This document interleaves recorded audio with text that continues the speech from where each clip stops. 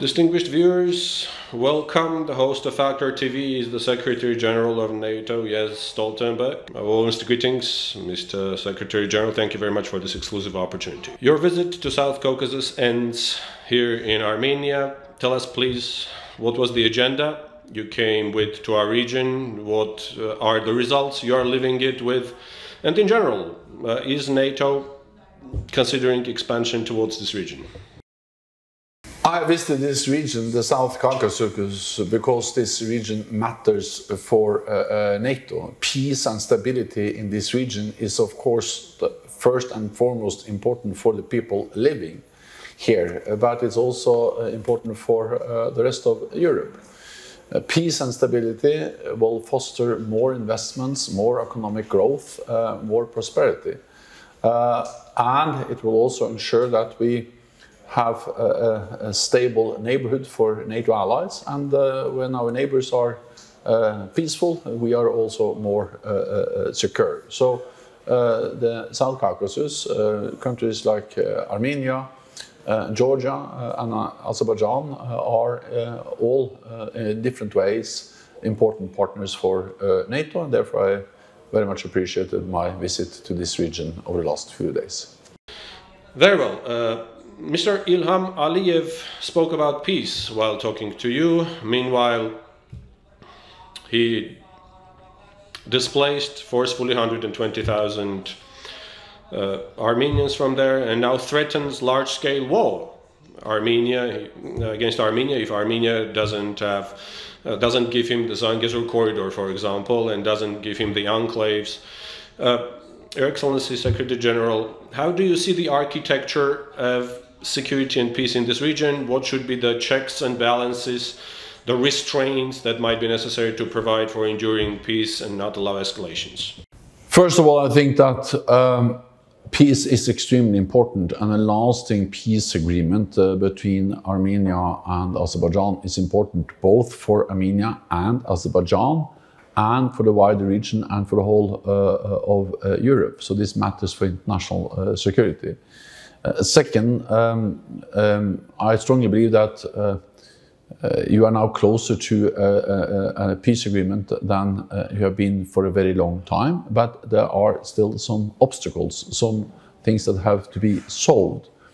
And NATO is not a mediator, so I will not put forward proposals on the table, but I listen very carefully here in Yerevan, and I listen carefully in Baku, and I recognize that there are, yes, still some differences, but it should be possible to reach an agreement based on the principles which have already been agreed, and that includes also full respect for the territorial integrity, based on actually the principles that were agreed when talks again started in Prague, and also the initiative by NATO allies like France, Berlin, also Germany, and also supported by the United States. So NATO allies are involved in the efforts to find a negotiated peaceful solution, and that will benefit both Azerbaijan and Armenia. The Republic of Armenia has frozen its membership in the collective security treaty organizations, and with the highest probability will leave that organization very soon. The government of Armenia has also announced its intention to member the European Union. Now, in this light, what would NATO offer to Armenia? To what level may that cooperation reach, Secretary General, especially given that there is a military base in Armenia, the Russian military base in Armenia. Meanwhile, there is also NATO ally Turkey that has been supporting Azerbaijan's aggressive policy. Armenia is a long-standing partner of NATO. We agreed our partnership arrangements, Partnership for Peace, back in 1994, 30 years ago.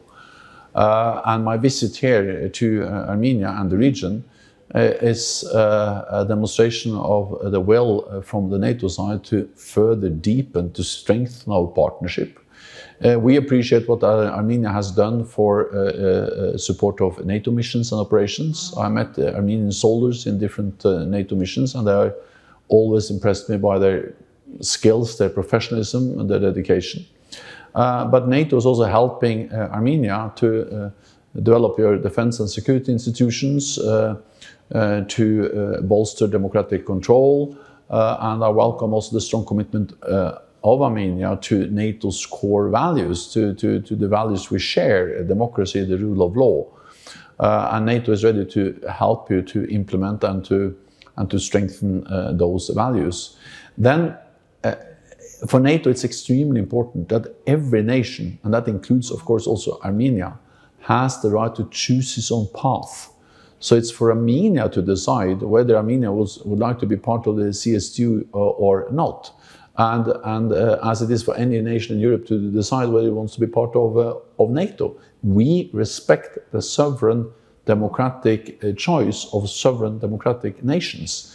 So, for instance, on EU membership, it's for Armenia to decide whether Armenia wants to join the European Union. And it's for Armenia to decide whether it wants to be part of any military security arrangements or not. NATO will respect the decision that Armenia makes. And of course, we also call on Russia to respect any sovereign independent decisions by Armenia and by any other country in Europe. Can NATO participate in the reform of the armed forces of Armenia? Will NATO consider that a probability to have Armenia as a member in compliance with the standards preliminarily, of course? So I'm not so certain that I understood it. It's the question of whether we will accept Armenia as a NATO member? Yes. Yeah. Yes. That's for Armenia to decide.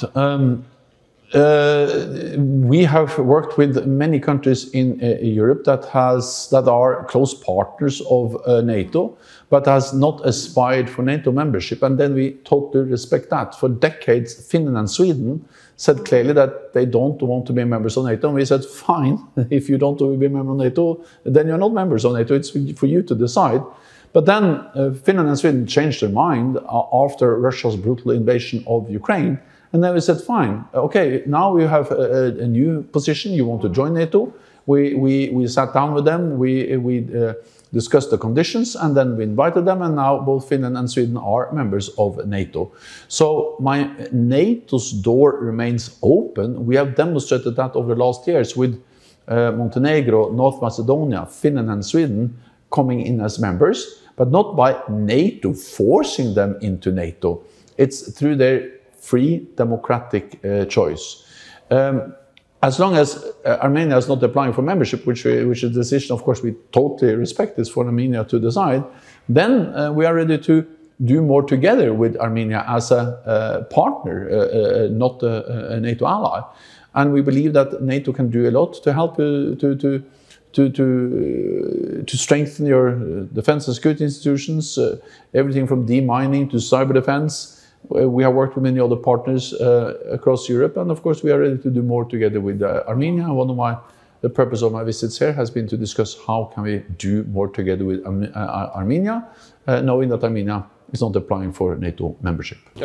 Secretary General, the regional issues are of course important, but #1 agenda in the world is the aggressive war of Russia against Ukraine, and it's a concern in Armenia and in post-Soviet area that in case Russia wins, then Russia might try to restore its empire with Moldova, Armenia, Georgia, deprive these countries of independence and freedom, and they are speaking of restoring the empire. Can NATO see that threat, and what would be your inferences and how to prevent that? There's no doubt that President Putin and Moscow tries to restore a world order where Russia can control neighbors.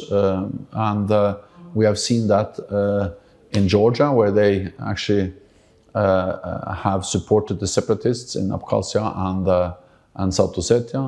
We have seen it in Moldova, where Russia continues to have troops without the consent of Chisinau, the capital of Moldova. Russia continues to have troops in Transnistria.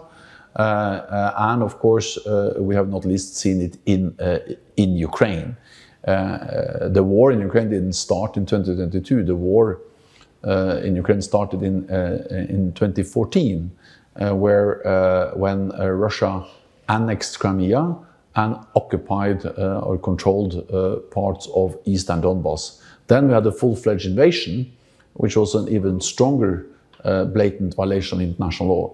So what Russia has demonstrated again and again is that they are willing to use military force to invade another sovereign independent nation with recognized borders, as we now have seen over years in Ukraine. And of course, the invasion of Ukraine is a blatant violation of international law.